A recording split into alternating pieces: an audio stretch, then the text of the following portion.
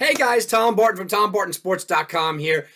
We are going to talk about the first round of the tournament and really getting into who was fraudulent, who's not fraudulent, and the overreactions of the tournament so far early on, specifically as people are ripping up their brackets and just going crazy, the Cinderella teams. I want to have a conversation about things that I got wrong. I'm going to eat a little crow today as well.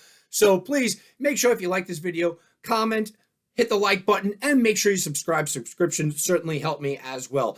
Also, go check out TomBartonSports.com, Tom Barton Sports over on Twitter. If you want to contact me, it's TomBartonSports@gmail.com. So, all right, let's get into it, right? We're sitting back. We did a video where it was like death to the ACC. I mean, we did that video because of just the ineptitude of the ACC this year. It was one of those few years where you're not arguing that there should be 7, 8, 9 teams in the ACC going to the tournament. It seemed like a very weak year. And the ACC wasn't a lot of people's really on their front page of their college basketball, mindset because of Coach K and everything that Coach K was and everything that he brought to the program. And again, there's only a couple of years removed from Roy Williams and what happened there.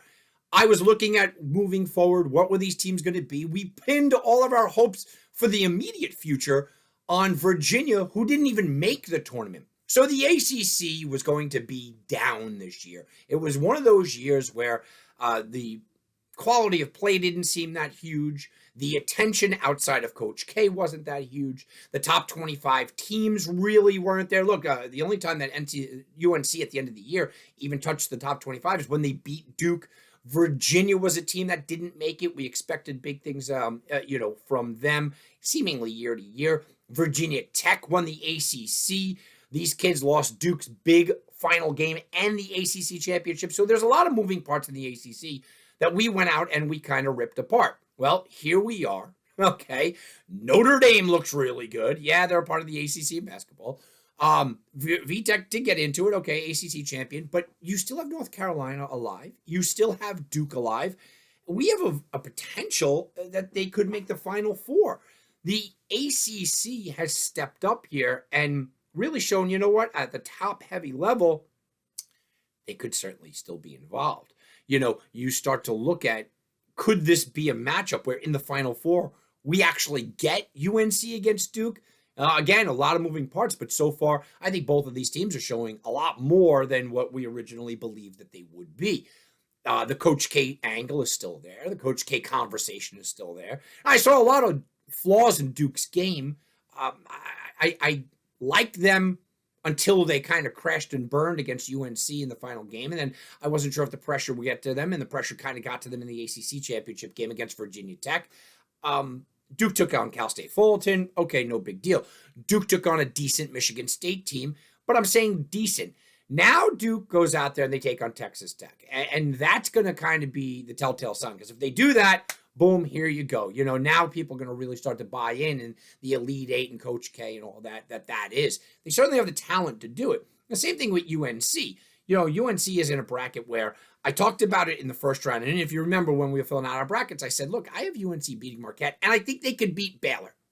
That was kind of my double conversation now. Well, now UNC gets UCLA, who is a very tough draw, but a beatable draw. So I'm not putting it past these two teams to be able to win in the Sweet 16 and go to the Elite Eight. I am kind of still getting down, and I've been an ACC backer forever, but I'm still kind of down on the reality that maybe both of these teams could meet in the Final Four. I don't think that we're getting that far.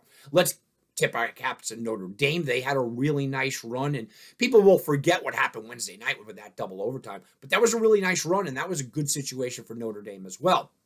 But let's talk about, besides just the ACC stepping up, let's talk about the other conferences. Because I've been on record and I've said that the SEC had the best conference in America this year, and they have fallen completely flat, right? I mean, I had Tennessee. I filled out two brackets, right? One Kansas winning it all, the other one Tennessee winning it all. I had Tennessee. I was extremely high on them. They're gone. And they're not even the big disappointment from the SEC, because who else is gone? Oh, well, yeah, you know what? Auburn struggled a little bit. Kentucky was booted out. You look at the SEC. Who else do they have that disappointed? Well, seemingly everybody from the SEC generally disappointed in the tournament. And I asked this question online, And I said to people, I said, it was it that the SEC was overblown, or was it because they got beaten up? Because you heard right after the SEC, went down, and some of the coaches came out, and more than one coach actually came out, and they said, well, you know what? It was a brutal schedule, and it kind of just beat us up. Look, I've watched the ACC forever. I've watched the Big East when they were that dominant. That effect is certainly there. It absolutely can take a toll on you going out there and battling night in and night out and constantly taking that kind of just approach to the season. That could certainly hurt you. It could also make you callous and could really help you out as the tournament moves on. Whatever the case may be, there's no excuse for Kentucky losing. And you could talk to me about St. Peter's and the great story that they are and the Cinderella that they are and all that. There's no excuse for Kentucky to lose that game in any way, shape, or form. Tennessee went out there with a more reasonable excuse. Tennessee goes out there and they lose to a Michigan team that, it's a much more reasonable way to go down. But again, Tennessee at the end of the year was playing the best basketball in the best conference, and they lost, okay, if we're still considering that the best conference. And that's kind of something else I want to get into. We rank conferences a lot of times in college football and in college basketball. How do we rank the conferences? We rank them on our perceived notions, right? We used to do this in SEC football as well. Oh, well, the SEC is so powerful because what do? Well, they play other SEC teams that we think are so powerful. Why? Well, because they play other SEC teams. Well, in college basketball, it's a lot of the same, and it's starting to become that, not with an SEC bias, but with a who did you kind of play. When a conference is perceived to be very good, and you have the Kentuckys there, you have the Auburns there, you have the Tennessees there, what happens is that in the mindset, it got me, and I'm sure it got a lot of you guys with your brackets, is that this conference must be so strong because look at how many great teams they have in there. This conference must be so strong because, oh, wow, the potential for all these national champions are there. The potential for all these teams are there. Yeah, that's a lot of potential. That's a lot of ifs, and that's a lot of conclusions that are easily brought to. But at the end of the day, you still have to go out there and perform, and the SEC flat out did not perform. I don't think it's a slight at all to say the SEC conference as a whole this year was massively overrated. And there are going to be you guys, and please comment below on this if you want to, there are going to be you guys out there, they're going to defend the SEC and say, well, you know what, the regular season, they were great. Right. But at the end of the day, the perception becomes reality. And the perception becomes reality is at the end of it all, we're going to look back right now. Okay, if UNC and Duke go out right now, if they go out in the Sweet 16, we're still going to look at the idea and we're going to still say, hey, you know what? ACC did not have a bad year. But two teams in the Sweet 16, potentially one or two of these teams could get to the Elite Eight. The ACC on the whole. Now, you forget the months and months where we didn't think they were that good, or maybe they really weren't that good. But March erases a lot of memories. And that is just reality. Perception becomes reality. Perception for the SEC becomes reality here. The SEC was a dominant conference. The SEC had 4, 5, 6 teams at a time inside the top 25 or were fighting to get there. This was a dominant conference from top to bottom for months. But when we're starting to look at the Final Four, the Elite Eight, and the Sweet 16 field, and we can't really find an SEC team, right? Certainly not what we thought. Well, all of a sudden, what happens? Perception becomes reality. Well, not a good year for them. Not a good year for the SEC. And I've heard people immediately blame the coaches. Well, that guy's a terrible coach. Chris Beard's a bad coach, so that's why they're whatever the reason.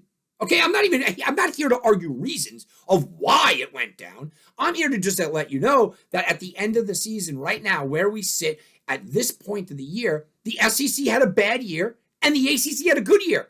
With the day the tournament started, the SEC was the powerhouse and the ACC wasn't. What about the other leagues, right?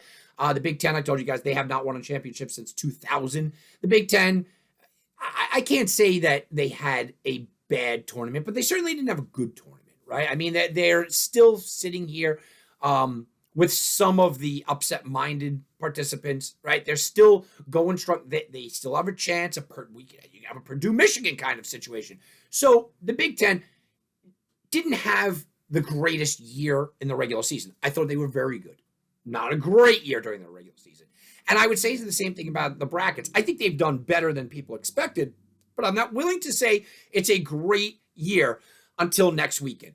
You got to get one team in the Final Four, I think, if you're the Big Ten, and probably 2 teams in that Elite Eight for me to start to have that kind of conversation.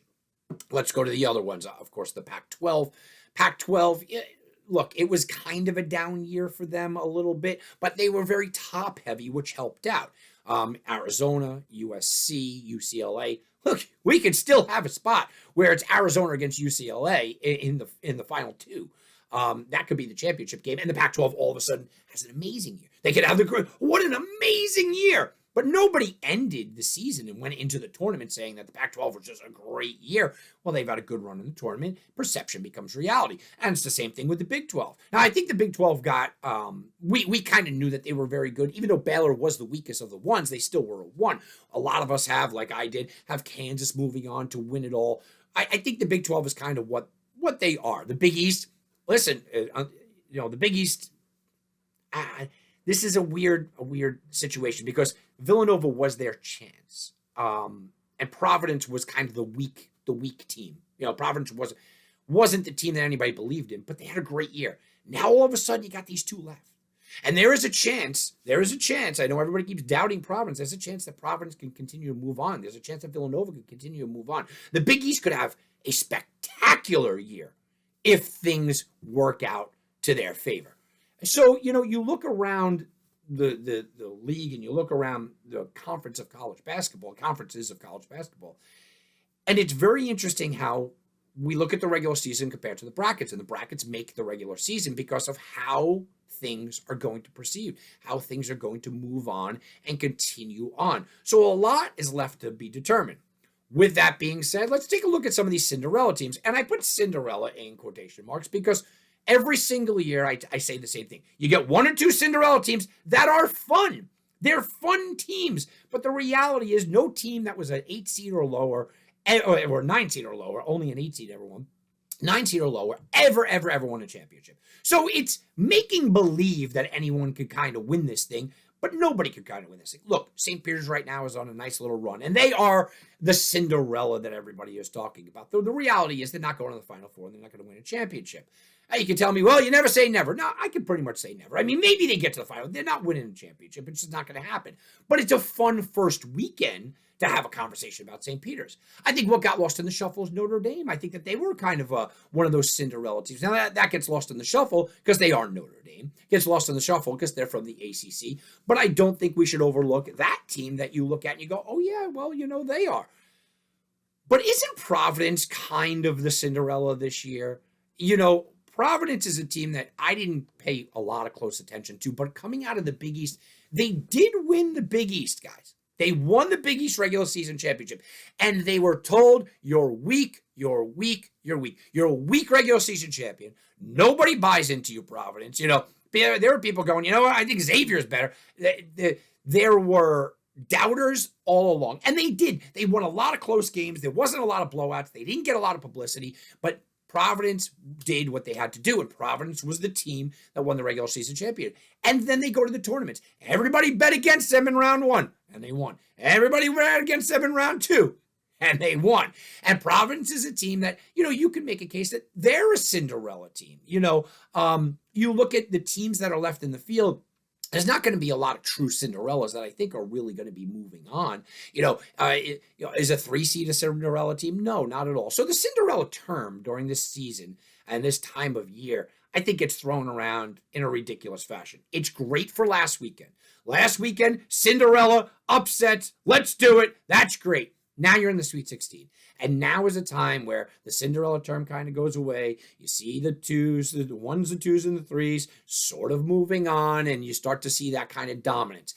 I think that we're going to be talking next week, and when we do the conversation next week, whether I do it here or I do it on my radio show, which you guys can always catch and check out Tom Barton Sports over on Twitter for all that. When I start to do all of that, we're going to be talking about a Final Four, and which chances are we're going to be talking about a Final Four where there's no higher than a 3 or 4 seed.